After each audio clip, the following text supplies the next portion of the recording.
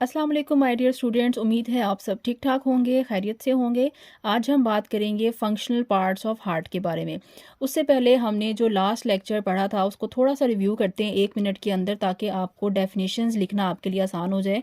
हमने पढ़ा था कि सर्कुलेशंस दो तरह की होती हैं। एक आपके पास होती है सिस्टैमिक सर्कुलेशन, सेकेंड आपके पास होती है पल्मोनरी सर्कुलेशन।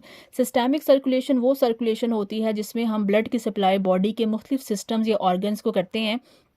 इस सर्कुलेशन में हमारे पास क्या आता है कि हमारे पास जो लेफ्ट वेंट्रिकल होता है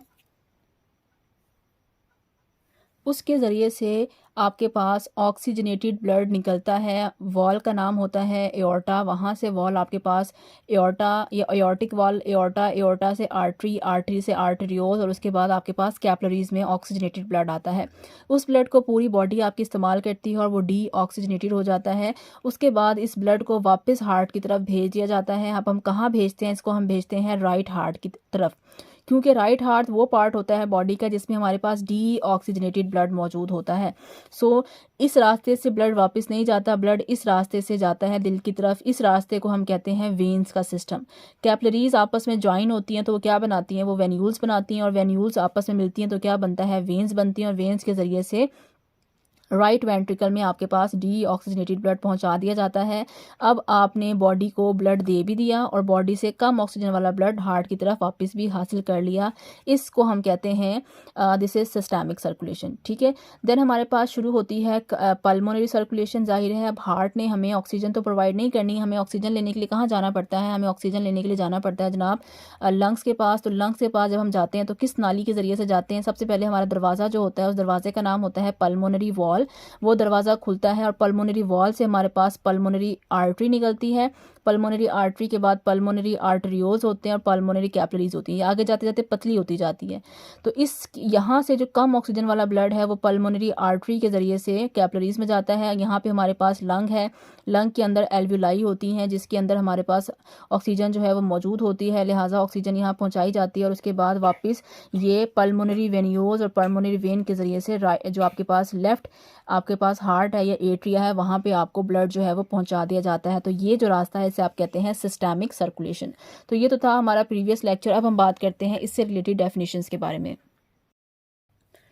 हमारे पास सर्कुलेशन जो है वो क्या होती है? It is the transport system that circulate the blood through out the body.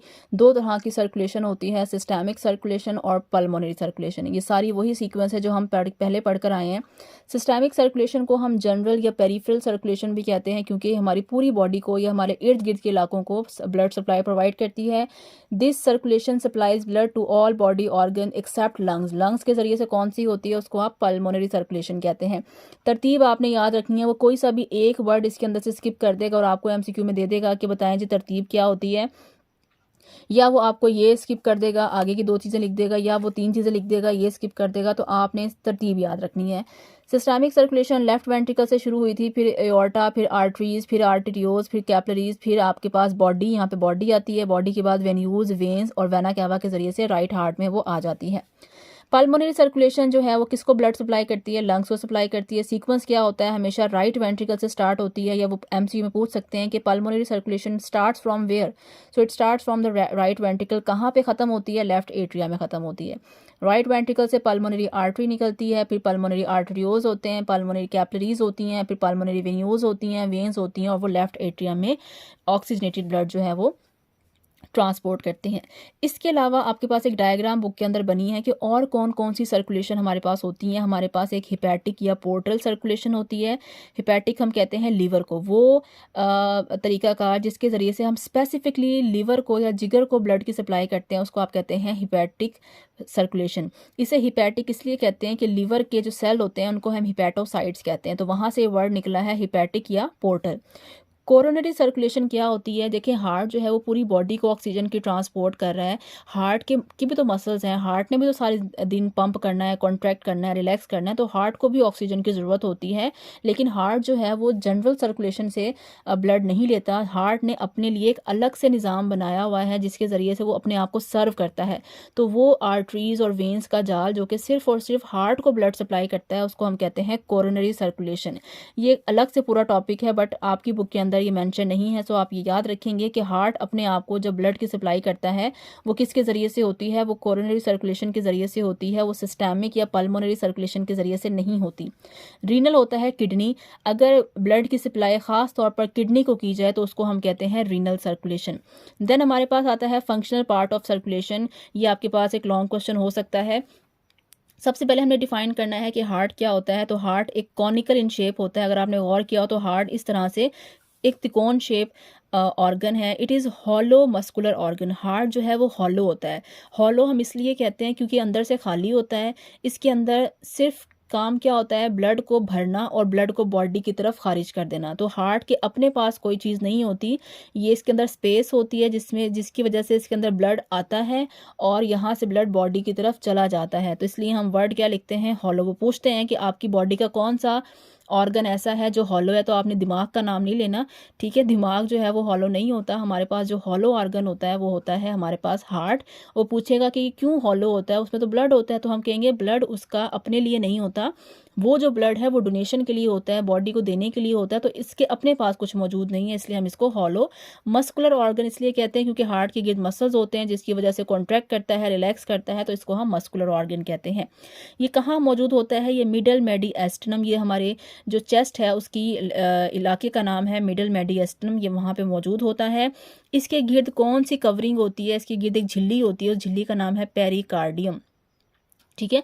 जैसे जब बच्चा पैदा होता है तो उसके गिर्द एक झिल्ली होती है जो कि उसको प्रोटेक्ट कर रही होती है। इसी तरह से हमारा हार्ट जो है उसके गिर्द भी कुदरत ने एक कवरिंग रखी है, एक मेम्ब्रेन रखी है, उस मेम्ब्रेन का नाम है पेरिकार्डियम। वो एमसीक्यू में पूछ लेते हैं कि हार्ट के गिर्द जो मेम्ब्रेन मौजूद है उसको क्या कहते हैं, पेरिकार्डियम, एंडोकार्डियम या एक्टोकार्डियम, तो उसका नाम होता है pericardium. It pumps blood to the various body parts, और हार्ट का काम क्या होता है, बॉडी के मुख्तलिफ हिस्सों को ब्लड की सप्लाई देना। उसके बाद हमारे पास कुछ डेफिनेशंस आ जाती हैं जिसमें हमारे पास आता है आर्टरीज, आर्टेरियोल्स, कैपिलरीज, वेन्यूल्स और वेन्स। आर्टरीज वो होती हैं जिनमें ऑक्सीजनेटेड ब्लड जो है वो हार्ट से निकलकर बॉडी की तरफ जाता है। अब ये आपने ये चीज़ याद रखनी है कि जो आर्टरीज हैं या वेन्स हैं उनकी दीवारों में क्या फ़र्क होता है। आर्टरीज हो या वेन्स हो उनकी दीवारों को हम कहते हैं ट्यूनिका। ये मैंने एक आर्टरी का स्ट्रक्चर बनाया है, ये मैंने एक वेन का स्ट्रक्चर बनाया है। पहली चीज़ आपको देखने से भी आइडिया हो रहा है कि आर्टरी का जो अंदर वाला होल है वो छोटा है, जबकि वेन का जो अंदर वाली स्पेस है वो ज़्यादा है। आर्टरी की दीवारें मोटी हैं जबकि वेन्स की दीवारें क्या हैं, पतली हैं। तो पहला डिफरेंस तो आर्टरी और वेन में ये होता है कि आर्टरी में ऑक्सीजनेटेड ब्लड होता है और वेन में डी ऑक्सीजनेटेड ब्लड होता है, बट इनकी मेकिंग में भी फ़र्क होता है। आर्टरी की जो स्पेस है उसको हम कहते हैं ल्यूमेन, वेन की भी जो स्पेस होती है उसको क्या कहते हैं, ल्यूमिन कहते हैं। आर्टरीज के अंदर ल्यूमिन छोटा होता है, वेन्स के अंदर ल्यूमिन बड़ा होता है। आर्टरीज की जो वॉल है वो थिक होती हैं, मोटी होती हैं, जबकि वेन्स की वॉल क्या बनाई है, मैंने पतली बनाई है। तो ये कुछ डिफरेंस होता है जो आपने याद रखना है। इन वॉल्स को हम क्या कहते हैं, इन दीवारों को हम कहते हैं ट्यूनिका। आर्टरी हो या वेन हो उनके गिर्द 3 ट्यूनिकास मौजूद होती हैं। आर्टरी में भी 3 लेयर्स हैं और वेन्स में भी 3। इनके क्या नाम होते हैं, जो सबसे बाहरी वाली दीवार है जो आपको यहाँ मैंने 1 लिखा है, यहाँ पे भी मैंने 1 लिखा है, इसे आप कहते हैं ट्यूनिका एक्सटर्ना। एक्सटर्ना से मुराद है बाहर। जो दरमियान वाली दीवार है उसको कहते हैं ट्यूनिका मीडिया यानी कि दरमियानी, और जो अंदर वाली दीवार है उसको कहते हैं ट्यूनिका इंटरना। अब हमने देखना ये है कि जो हमने 3 दीवारें बनाई हैं आर्टरीज की, या कुदरत ने जो 3 दीवारें बनाई हैं, इनके अंदर क्या चीज़ होती है। जो सबसे पहली दीवार होती है वो किसकी बनी हुई होती है, वो इलास्टिक या कोलेजन की बनी हुई होती है। इलास्टिक या कोलेजन क्यों होती है, क्योंकि आपको पता है आर्टरी कॉन्ट्रैक्ट भी करती है, रिलैक्स भी करती है, ठीक है। तो ये इलास्टिन उसको इलास्टिसिटी प्रोवाइड करती है, खिंचने की सलाहियत प्रोवाइड करती है, इसलिए आर्टरीज प्रेशर बर्दाश्त करती हैं, किसी हद तक वो खिंच सकती हैं। और कोलेजन क्या होती है, एक प्रोटीन होती है जो कि हमारी बॉडी का स्ट्रक्चर बनाती है। तो हमारी आर्टरी की एक प्रॉपर शेप होती है, स्ट्रक्चर होता है, किसकी वजह से होता है, ट्यूनिका एक्सटर्ना की वजह से। जो दरमियानी लेयर जिसको हमने ट्यूनिका मीडिया क्या है, वो किसकी बनी हुई होती है, उसके अंदर स्मूथ मसल्स होते हैं, ठीक है। तो आर्टरी के अंदर दरमियान में क्या होते हैं, स्मूथ मसल्स होते हैं। इन स्मूथ मसल्स की वजह से आर्टरीज जो हैं वो कॉन्ट्रैक्ट भी कर सकती हैं और डायलेट भी कर सकती हैं। वेन्स भी कॉन्ट्रैक्ट भी कर सकती हैं और डायलेट भी कर सकती हैं। इनर वॉल को हमने कहा है ट्यूनिका इंटरना। इसके अंदर क्या होते हैं, इसके अंदर एंडोथीलियल सेल्स होते हैं। तो ये आपसे एमसीक्यू में पूछ सकते हैं कि आर्टरी की दरमियानी दीवार को क्या कहते हैं, उसके अंदर क्या होता है, बाहर वाली को क्या कहते हैं, उसमें क्या होता है, अंदर वाली को क्या कहते हैं, उसके अंदर क्या होता है, किसका ल्यूमेन बड़ा होता है, किसका ल्यूमेन छोटा होता है, किसकी दीवारें थिक होती हैं, किसकी दीवारें थिन होती हैं। तो आपने ये याद रखना है। What are the arterioles? Arterioles are the smaller branches of arteries. जब आर्टरीज छोटी हो जाती हैं तो उसको क्या कहते हैं? आर्टरियोज कहते हैं। ये हम पीछे पढ़कर आए हैं। ये क्या करती हैं? ये ब्लड किसको देती हैं? ये आर्टरीज से ब्लड उठाती हैं और कैपिलरीज को, जो मजीद छोटी दीवारें होती हैं, उनको देती हैं। Smooth muscles of arteries help in vasoconstriction and vasodilation. ये देखिएगा एक नॉर्मल आर्टरी है या एक नॉर्मल ब्लड वेसल है। अगर ये ज़रूरत से ज़्यादा फैल जाती है तो इसको हम कहते हैं वेसल्स डायलेट हो गई हैं। अगर ये ज़रूरत से ज़्यादा तंग हो जाती है तो इसको हम कहते हैं कि वेसल्स कंस्ट्रिक्ट हो गई हैं। अब अगर आप गौर करेंगे, आप समझें एक रोड है, इस रोड पे से आप गुजर रहे हैं, ठीक है, नॉर्मल रास्ता है, आपका फ्लो ठीक है। अगर रोड खुला होगा तो आप आसानी से फ्लो कर सकते हैं, आप भाग के जा सकते हैं। तो आप सेम केस ब्लड के साथ होगा। जब नाली खुली हो जाती है तो ब्लड का फ्लो क्या हो जाएगा? बढ़ जाएगा। जब रास्ता खुला होगा तो आपको उसमें से गुजरने के लिए बहुत ज़्यादा प्रेशर नहीं लगाना पड़ेगा, धक्का मुक्की नहीं करनी पड़ेगी, आप आसानी से गुजर सकते हैं। तो प्रेशर क्या हो जाता है? कम हो जाता है। तो ये आपने याद रखना है कि जब वेसल्स डायलेट हो जाती हैं तो फ्लो अच्छा हो जाता है और प्रेशर कम हो जाता है। जबकि अगर इस रास्ता को तंग कर दिया जाए, आपके पास एक पतली सी गली है, उसमें से अगर आपने गुजरना हो तो उस पतली सी गली में से गुजरते हुए आपका फ्लो या आपकी स्पीड क्या हो जाएगी? कम हो जाएगी, क्योंकि रास्ता तंग है। तो ब्लड का फ्लो भी क्या हो जाता है? कम हो जाता है। और आप जब यहाँ से गुजर रहे होंगे तो आपको दीवारें जो हैं वो आपके शोल्डर्स पे लग रही होंगी, आपको रगड़ लग रही होगी, तो आप प्रेशर लगा के, धक्का लगा के आगे की तरफ गुजरना पड़ेगा। लिहाजा प्रेशर क्या हो जाता है? ज़्यादा हो जाता है। सो ब्लड प्रेशर कब ज़्यादा होता है? जब वेसल्स सिकुड़ती हैं। और ब्लड प्रेशर कब कम होता है? जब वेसल्स डायलेट होती हैं। इसकी सिंपल सी एग्जांपल ये है कि जब आप प्लांट्स को पानी लगाते हैं तो आपके पास एक पाइप होता है, ठीक है। अब पाइप से पीछे से पानी आ रहा होता है और पाइप की जो पाइप जो है उसको ब्लड वेसल समझे, जिसके अंदर ब्लड जो है वो फ्लो कर रहा है या पानी फ्लो कर रहा है। अब जब पाइप को आपने नॉर्मली पकड़ा होता है तो पानी यहाँ गिर रहा होता है, ठीक है, यहाँ से नीचे गिर रहा होता है, क्योंकि अभी वो डायलेट हुआ है तो ब्लड का फ्लो या पानी का फ्लो अच्छा और प्रेशर कम है। अगर आप पाइप को आगे से प्रेस कर दें, ठीक है, तो आपने नाली क्या कर दी है? तंग कर दी है। जब आप नाली तंग करेंगे तो पीछे से तो ब्लड आ रहा है या पानी आ रहा है, वो उसको क्या करना पड़ेगा? उसका फ्लो कम हो जाएगा। बट अब पानी यहाँ गिरने की बजाय यहाँ जाके गिरेगा। जब अपने दूर के प्लांट्स को पानी लगाना होता है तो आप पाइप को आगे से प्रेस कर देते हैं। हम क्या करते हैं? नाली को कंस्ट्रिक्ट कर देते हैं। जब हम नाली को कंस्ट्रिक्ट कर देते हैं तो प्रेशर पानी का बढ़ जाता है और वो दूर जाके गिरता है। सेम केस हमारी ब्लड के अंदर होता है। तो ये बात आपने याद रखनी है। कैपिलरीज क्या होती हैं? ये नेटवर्क होता है ब्लड वेसल्स का जो कि कनेक्ट करता है आर्टेरियोल्स को और वेन्यूल्स को और पूरी बॉडी ऑर्गन्स को ब्लड की सप्लाई करता है। वेन्यूल्स क्या होती हैं? ये ब्लड वेसल्स होती हैं जो कि कनेक्ट करती हैं कैपिलरीज को वेन से। और वेन्स क्या होती हैं? ये बड़ी वेन्यूल्स होती हैं जिसमें डीऑक्सीजनेटेड ब्लड होता है और ये कहाँ जाता है? आपके पास राइट हार्ट की तरफ जाता है। उसके बाद हमारे पास दो डेफिनेशंस रह जाती हैं। एक को आप कहते हैं पल्मोनरी आर्टरी, दूसरी को आप कहते हैं पल्मोनरी वेन। पल्मोनरी आर्टरी का आपको पता है ये वो आर्टरी होती है जिसके अंदर कौन सा ब्लड होता है? डी ऑक्सीजनेटेड ब्लड होता है। जबकि सिंपल आर्टरी में कौन सा ब्लड होता है? ऑक्सीजनेटेड ब्लड होता है।